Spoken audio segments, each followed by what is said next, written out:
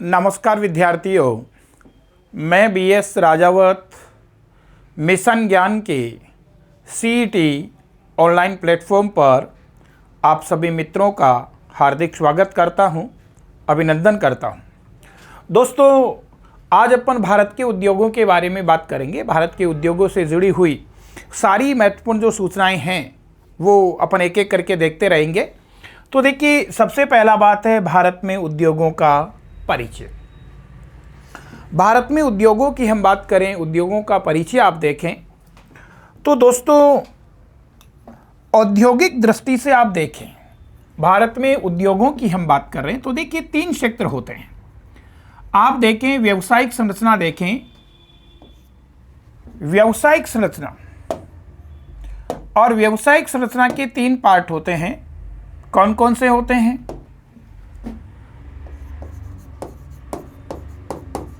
व्यावसायिक संरचना। व्यावसायिक संरचना में 3 पार्ट आते हैं।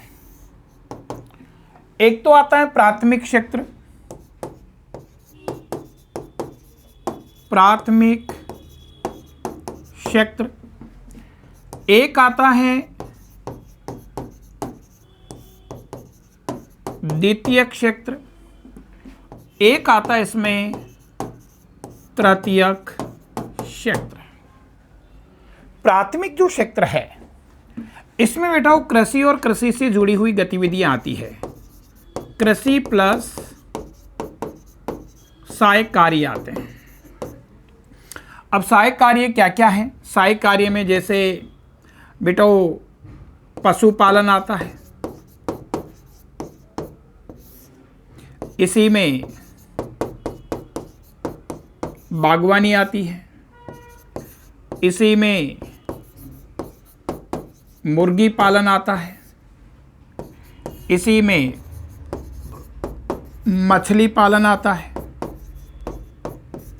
इसी में मधुमक्खी पालन आता है, मधुमक्खी पालन आता है, इसी में रेशमी कीट पालन आता है, रेशम के कीड़े पालना, रेशमी कीट पालन आता है, इसी में खनन आता है, माइंस आती है।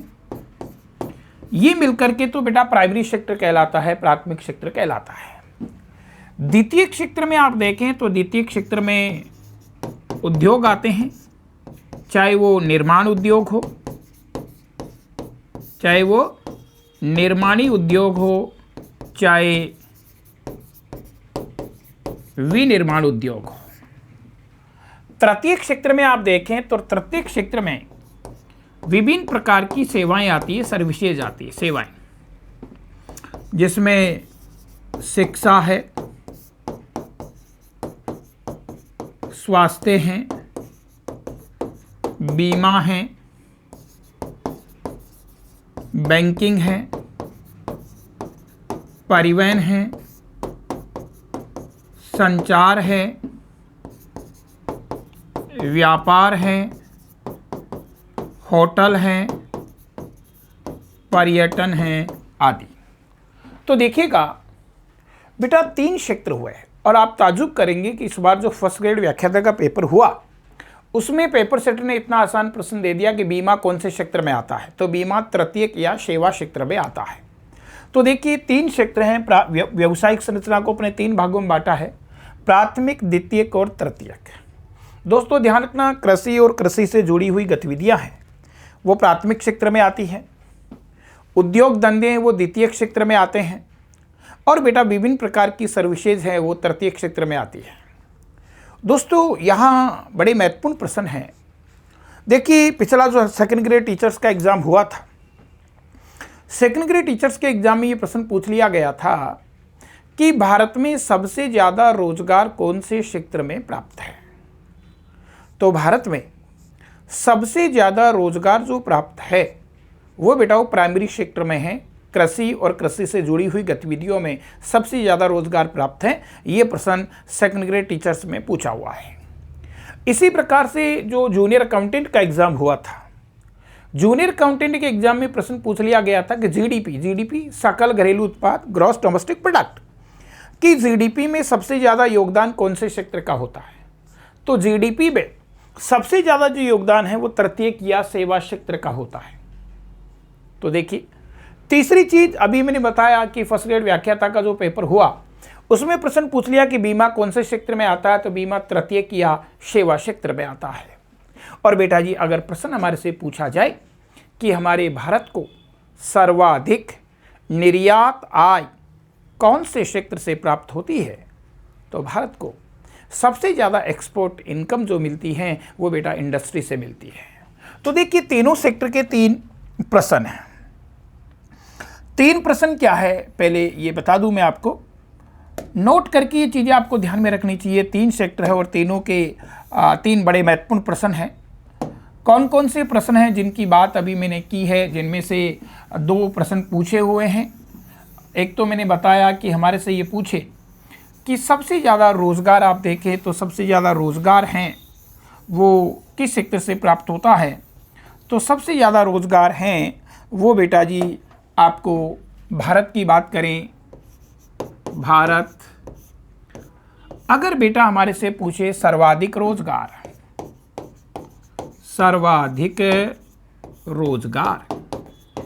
कि सर्वाधिक रोज़गार किस क्षेत्र में है, तो या तो प्राथमिक क्षेत्र कह दो या कृषि क्षेत्र कह दो। कृषि क्षेत्र नियर अबाउट 50%। भारत में लगभग 50% लोगों को जो प्राथमिक क्षेत्र है, कृषि कार्य है, इनमें रोजगार मिला हुआ है। दूसरी चीज अगर बेटा हमारे से पूछे सर्वाधिक निर्यात आय, सर्वाधिक निर्यात आय की मैक्सिमम एक्सपोर्ट इनकम है वो किस सेक्टर से प्राप्त होती है, तो मैक्सिमम एक्सपोर्ट इनकम है वो उद्योगों से मिलती है, जो कुल निर्यात आय की लगभग 2/3 है। हमारा जो टोटल एक्सपोर्ट इनकम है उसका 2/3 पार्ट है वो बेटा इंडस्ट्री से मिलता है। तीसरा अगर प्रश्न पूछता है कि जीडीपी में सर्वाधिक योगदान, कि जीडीपी में सर्वाधिक योगदान है वो कौन से क्षेत्र का है, तो जीडीपी में सर्वाधिक योगदान है तृतीयक या सेवा क्षेत्र का है। तृतीयक या सेवा क्षेत्र का है। अगर 2021-22 के आंकड़ों के अनुसार देखूं तो भारत की जीडीपी में 53.04% हिस्सेदारी है वो सर्विस सेक्टर की है। भारत की जीडीपी में 53.04% हिस्सेदारी है वो बेटा जी किसकी है, वो आपके सर्विस सेक्टर की है। अब इन 3 सेक्टरों में से अपन को जो सेक्टर पढ़ना है वो केवल कौन सा, इंडस्ट्री। तो देखिए, उद्योगों की हम बात करें, तीनों सेक्टरों को जानना जरूरी था। तो उद्योगों के बारे में 2 बात तो आप जान चुके हैं कि नंबर 1 उद्योग द्वितीयक क्षेत्र में आते हैं, नंबर 1। दूसरी बात, भारत को सर्वाधिक निर्यात आय है वो किससे मिलती है, इंडस्ट्री से मिलती है। दोस्तों ध्यान रखना, भारत में उद्योगों की अपन बात करें तो भारत में उद्योग पिछड़ी हुई दशा में है। भारत में कृषि भी पिछड़ी हुई दशा में है और उद्योग भी पिछड़ी हुई दशा में है, और यही भारतीय अर्थव्यवस्था की सबसे बड़ी समस्या है। क्योंकि आपको पता है बेटा, ब्रिटिश काल में भारत में उद्योग है, इनका भी विनाश किया गया था, और कृषि है, इस पर विभिन्न प्रकार के कर लाद करके कृषि व्यवस्था इसको भी चौपट किया गया था। तो भारत में कृषि भी पिछड़ी हुई दशा में है, उद्योग भी पिछड़ी हुई दशा में है, और यही भारतीय अर्थव्यवस्था के पिछड़ेपन का कारण है। क्यों?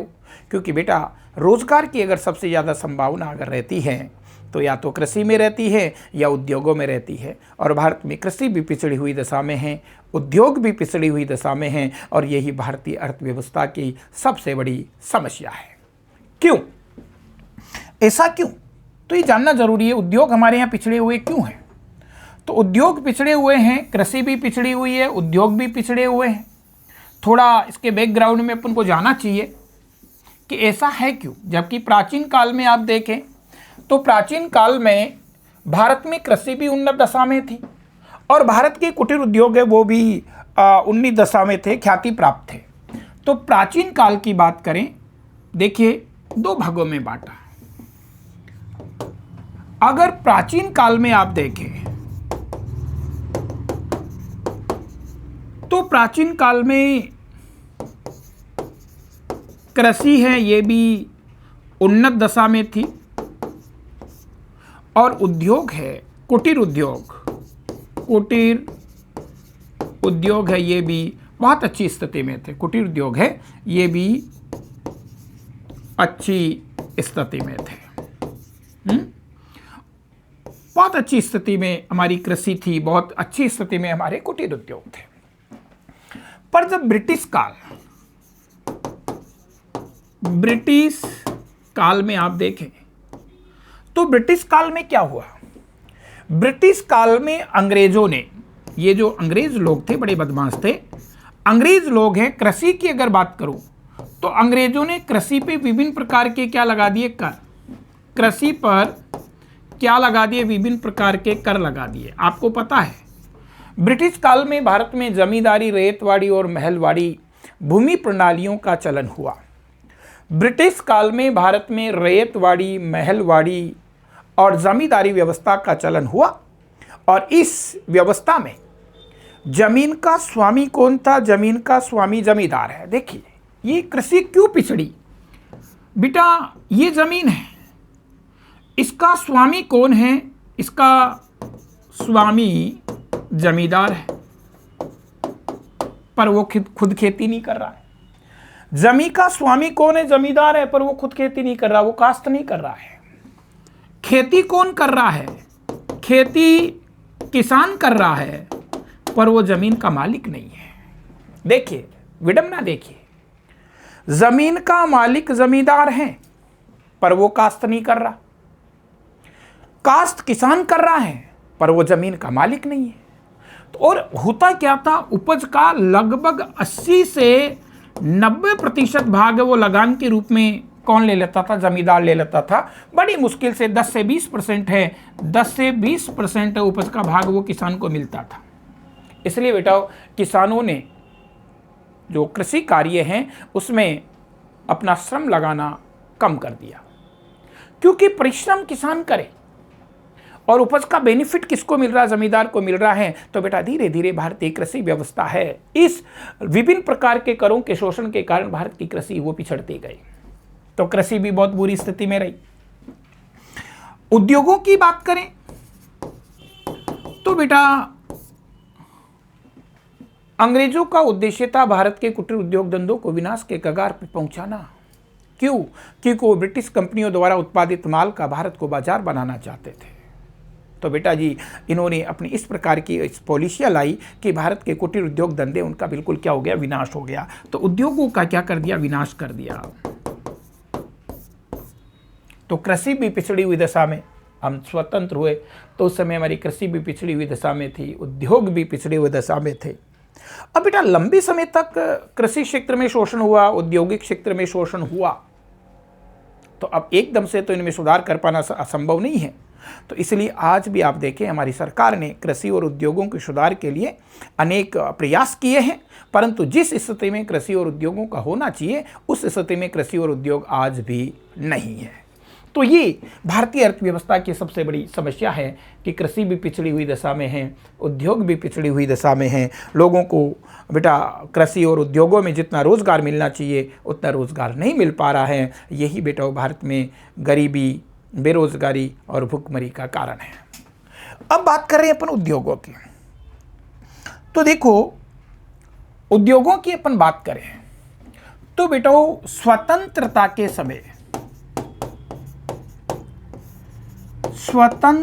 के समय भारत में केवल उपभोक्ता माल के उद्योग थे।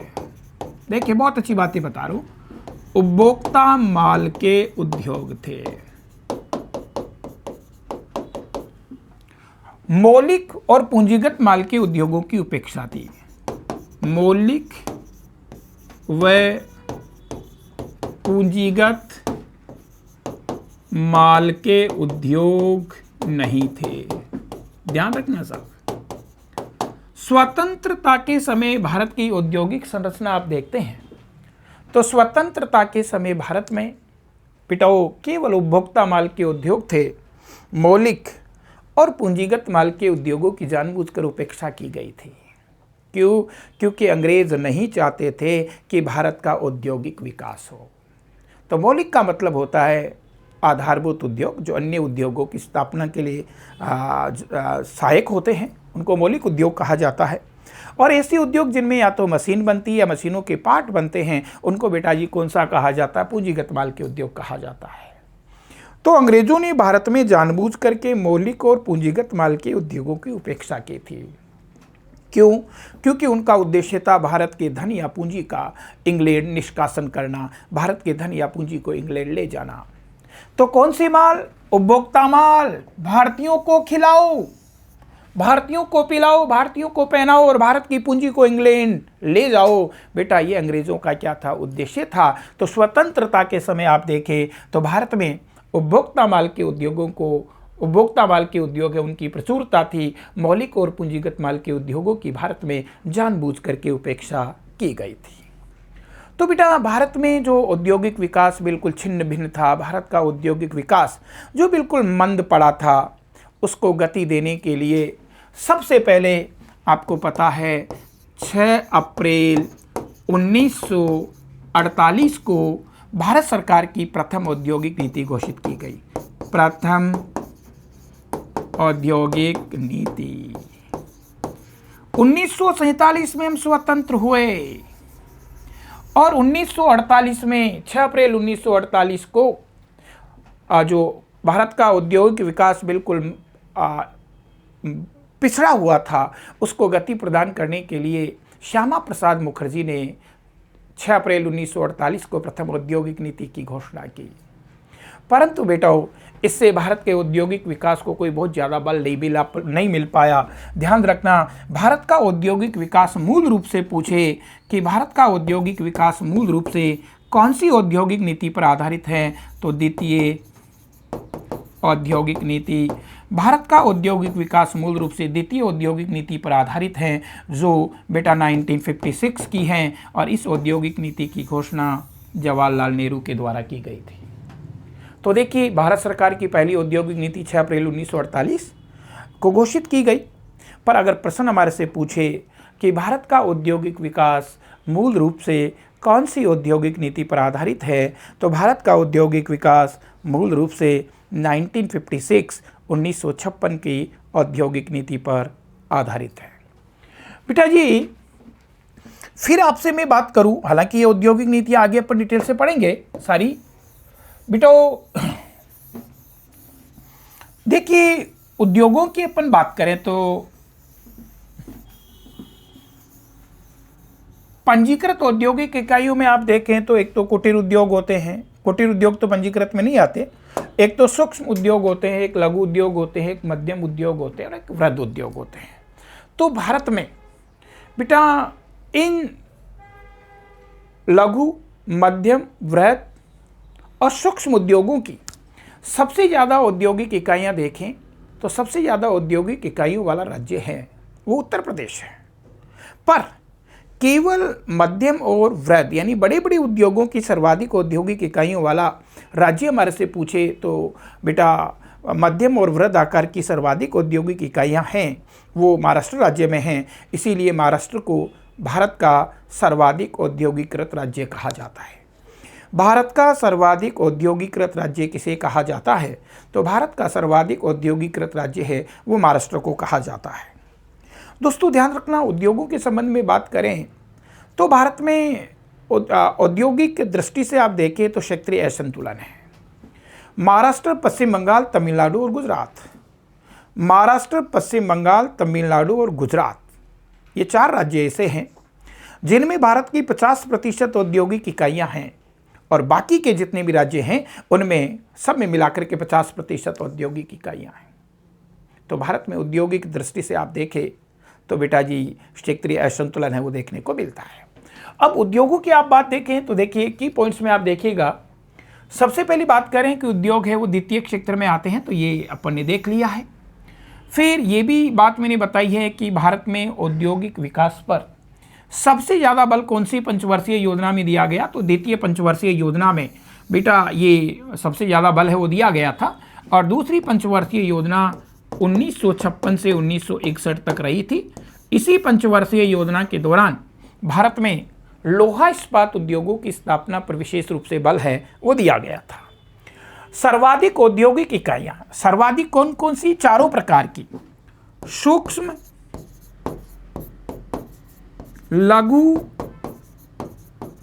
मध्यम और वृहद, इन चारों प्रकार की औद्योगिक इकाइयों की सबसे ज्यादा यूनिट पूछे तो सबसे ज्यादा यूनिट है वो उत्तर प्रदेश राज्य में है। पर बेटा केवल मध्यम और वृहद यानी बड़े बड़े आकार की जो औद्योगिक इकाइयां हमारे से पूछे तो बड़े बड़े आकार की जो औद्योगिक इकाइयां हैं उनकी सर्वाधिक संख्या महाराष्ट्र राज्य में है। और इसीलिए महाराष्ट्र को बेटा भारत का औद्योगिकृत राज्य कहा जाता है। भारत का सर्वाधिक औद्योगिकृत राज्य, कि भारत का सर्वाधिक औद्योगिकृत राज्य कौन सा है, तो भारत का सर्वाधिक औद्योगिकृत राज्य कौन सा, महाराष्ट्र है। मैंने बताया कि महाराष्ट्र, पश्चिम बंगाल, तमिलनाडु और गुजरात, ये 4 राज्य ऐसे हैं जिनमें भारत की लगभग 50% औद्योगिक इकाइयां हैं और बाकी सारे राज्यों में कुल मिलाकर के 50% औद्योगिक इकाइयां हैं। फिर देखिए औद्योगिक उत्पादन व औद्योगिक रोजगार में प्रथम स्थान है महाराष्ट्र राज्य का है, क्योंकि महाराष्ट्र बेटा भारत का सर्वाधिक औद्योगिकृत राज्य है। इसकी चर्चा अपन पहले ही कर चुके हैं। फिर देखिए लिखा है महाराष्ट्र, पश्चिम बंगाल, तमिलनाडु और गुजरात। महाराष्ट्र, पश्चिम बंगाल, तमिलनाडु और गुजरात, ये 4 राज्य ऐसे हैं जिनमें भारत की 50% औद्योगिक इकाइयां हैं और बाकी सारे राज्यों में कुल मिलाकर के 50% औद्योगिक इकाइयां ही हैं। फिर भारत का औद्योगिक विकास मूल रूप से द्वितीय, ये पहले भी बात आ चुकी है कि द्वितीय औद्योगिक नीति पर आधारित रहा है और ये औद्योगिक नीति 1956 में जवाहरलाल नेहरू के द्वारा घोषित की गई थी। फिर हैं, ध्यान रखें, स्वतंत्रता के समय भारत में बेटा सार्वजनिक क्षेत्र को वरीयता प्रदान की गई थी, यानी सरकार ने अधिक से अधिक औद्योगिक इकाइयां हैं वो अपने हाथों में रखी थी। पर बेटा आपको पता है सार्वजनिक क्षेत्र में साधनों का जमकर के दुरुपयोग हुआ, सार्वजनिक क्षेत्र में साधनों का अपव्यय हुआ, सार्वजनिक क्षेत्र की अधिकांश इकाइयों ने घाटे का सामना किया। इसलिए सरकार ने घाटे में चलने वाली सार्वजनिक क्षेत्र की इकाइयों को निजी हाथों में सौंपना प्रारंभ कर दिया है। इस प्रक्रिया को आप निजीकरण कहते हैं। तो स्वतंत्रता के समय अगर आपसे पूछे कि किस क्षेत्र को वरीयता प्राप्त थी, तो स्वतंत्रता के समय सार्वजनिक क्षेत्र को वरीयता प्राप्त थी और वर्तमान समय में आप देखें तो निजी क्षेत्र को वरीयता प्राप्त है। बेटा आपने नाम सुना होगा मिनी रत्न, नवरत्न और महारत्न योजना। तो नवरत्न, मिनी रत्न और महारत्न का संबंध है वो सार्वजनिक क्षेत्र की इकाइयों से होता है, सार्वजनिक क्षेत्र से होता है। तो देखिए स्वतंत्रता के समय वरीयता थी सार्वजनिक क्षेत्र को, पर आज तो सार्वजनिक क्षेत्र को हानि का नेता कहा जाता है क्योंकि सार्वजनिक क्षेत्र की अधिकांश इकाइयां हैं वो घाटे में चल रही हैं और वर्तमान समय में आप देखें तो निजी क्षेत्र को वरीयता प्राप्त है।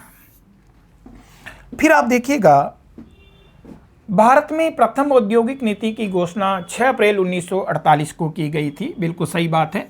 भारत सरकार की पहली औद्योगिक नीति जो कि 6 अप्रैल 1948 को घोषित की गई थी और भारत सरकार की वर्तमान या नवीन औद्योगिक नीति है वो बेटा 24 जुलाई 1991 की है, 24 जुलाई 1991 की है। फिर ध्यान रखना ऐसे उद्योग जिनमें 1 करोड़ रुपए तक का पूंजी निवेश होता है उनको सूक्ष्म या टाइनी उद्योग कहा जाता है। कई बार पूछ लेता है कि टाइनी उद्योगों में पूंजी निवेश की सीमा क्या है। तो पहले इनमें पूंजी निवेश की सीमा 25 लाख तक हुआ करती थी जुलाई 2020 से पहले, पर जुलाई 2020 में इस क्राइटेरिया को बदल दिया गया है और वर्तमान समय में बेटा जी सूक्ष्म या टाइनी उद्योग हैं इनमें पूंजी निवेश की सीमा है वो 1 करोड़ रुपए तक होती है।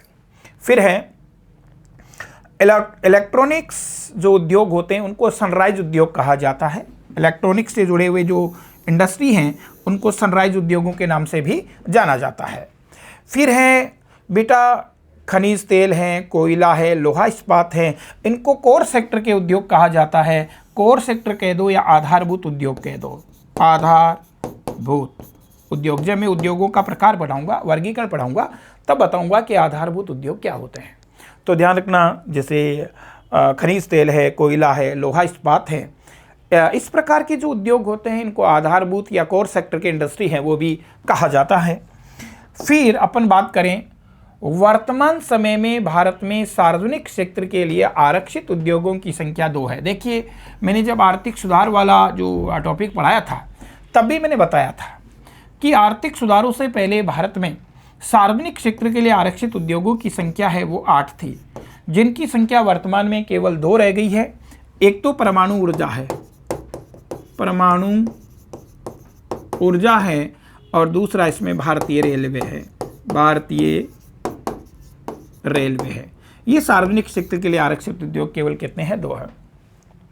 फिर वर्तमान समय में लाइसेंस की अनिवार्यता वाले उद्योगों की संख्या भारत में पूछे तो कितनी है? 5 है। और पांचों मैंने आपको आर्थिक सुधार वाले टॉपिक में भी बताया, या फिर बता देता हूँ। नंबर 1, तंबाकू और तंबाकू से संबंधित उत्पाद। नंबर 2, अल्कोहल और अल्कोहल से संबंधित उत्पाद। नंबर 3, खतरनाक रसायन और उनसे संबंधित उत्पाद। नंबर 4, विस्फोटक सामग्री और उनसे संबंधित उत्पाद। और नंबर 5, रक्षा सामग्री और इलेक्ट्रॉनिक उत्पाद।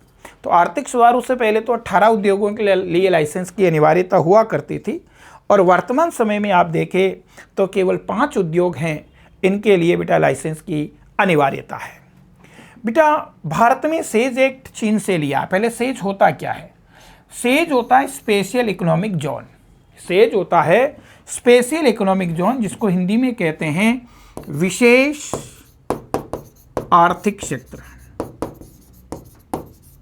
विशेष आर्थिक क्षेत्र, ये बेटा सेज निर्यातों को बढ़ावा देने के लिए स्थापित किए जाते हैं। सेज होता क्या? सेज होता है स्पेशल इकोनॉमिक जोन, विशेष आर्थिक क्षेत्र, जो भारत में किस देश से अडॉप्ट किया? हमने चीन से अडॉप्ट किया है। सेज का एक्ट है बेटा 2000 में तो रखा गया था, 2005 में ये पारित हुआ, और ध्यान रखना 10 फरवरी 2006 से इसको लागू कर दिया गया है। सेज होता क्या है? सेज में सरकार क्या करती है? किसी क्षेत्र विशेष को उद्योगों के लिए आरक्षित कर दिया जाता है। बेटा, सेज में सरकार क्या करती है? किसी क्षेत्र विशेष को उद्योगों के लिए आरक्षित कर लिया जाता है, only for industrial purpose and industrial use. किसी क्षेत्र विशेष को सरकार उद्योगों के लिए आरक्षित कर देती है कि यहाँ औद्योगिक बस्तियाँ निर्मित होगी, यहाँ औद्योगिक इकाइयाँ हैं वो स्थापित की जाएगी, उसको क्या कहा जाता है? सेज कहा जाता है। और ध्यान रखें, भारत में सेज एक्ट है वो हमने चीन से ग्रहण किया है। सेज का प्रस्ताव हमारी संसद में 2000 में रखा गया था, 2005 में ये प्रस्ताव पारित हुआ, और 10 फरवरी 2006 से सेज एक्ट उसको लागू कर दिया गया है। ध्यान रखना, भारत में औद्योगिक विकास की गति है 1965 से 80 के दौरान मंद रही है, इसलिए इसको औद्योगिक अवसाद की स्थिति भी कहा जाता है। इसको भारत में औद्योगिक अवसाद, औद्योगिक अवसाद की स्थिति कहा जाता है। ध्यान रखना मेरे दोस्तों, 1965 से 1980 के दशक के दौरान भारत में औद्योगिक विकास है, उसमें अवमंदन का मतलब है शिथिलता, स्थिरता की स्थिति रही है, गतिहीनता की स्थिति रही है, इसलिए इसको औद्योगिक अवसाद की स्थिति है वो भी कहा जाता है। फिर है, देखो, भारत में आर्थिक शक्ति के केंद्रीकरण को रोकने के लिए बेटा 1969 में MRTP एक्ट लाया गया। बेटा, ये इस बार इकोनॉमिक्स व्याख्याता में पूछा गया है। MRTP क्या है? Monopoly restrictions trade practice act, एकाधिकार प्रतिबंधात्मक व्यापार व्यवहार अधिनियम। MRTP एक्ट है वो किस वर्ष लाया गया था? 1969 में लाया गया था, और इस एक्ट का उद्देश्य था आर्थिक शक्ति के केंद्रीकरण को रोकना। इसके स्थान पर बेटा 2002 में भारतीय प्रतिस्पर्धा अधिनियम है, भारतीय प्रतिस्पर्धा अधिनियम वो पारित हुआ, जिसको 2003 से लागू कर दिया गया है। तो MRTP की जगह अब क्या हो गया? प्रतिस्पर्धा अधिनियम है वो लागू कर दिया गया है, और प्रतिस्पर्धा अधिनियम 2000 में लाया गया है, पर लागू 2003 से हुआ है। फिर बेटा फेरा की 1973 में फेरा की स्थापना की गई थी। फेरा क्या होता है?